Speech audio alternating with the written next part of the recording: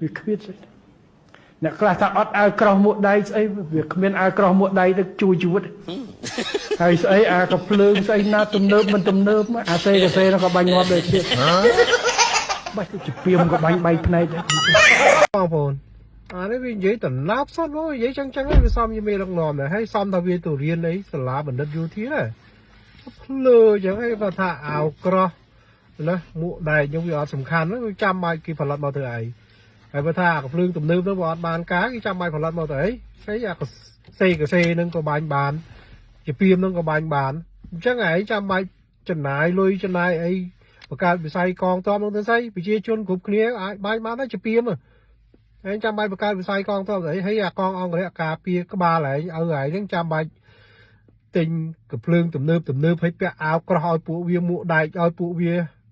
ទៅស្អីគ្រួយមកអាបកាច់និយាយចឹងមកសត្វតាវានឹងស្រឡាញ់កងទ័ពគោរពកងទ័ពឲ្យតម្លៃកងទ័ពណាគោរពជីវិតការលះបង់របស់កងទ័ពស្រឡាញ់ប្រទេសជាតិសម្ដីឯងនិយាយហ្នឹងគឺឯងមើលងាយកងទ័ពឯងមើលងាយកងទ័ពគ្មានហេតុផលអីពូជម្បោម៉ែឪ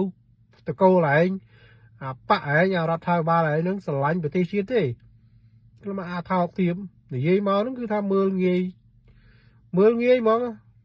ងាយជីវិតលែងកងទ័ពយើងណាខ្ញុំអាណិតបងប្អូនកងទ័ពយើងទាំងអស់គ្នាបាទបងប្អូនមិនគួរលះបង់ជីវិតដើម្បីការពារក្បាលពួកវាទេហ្នឹងហើយអរគុណ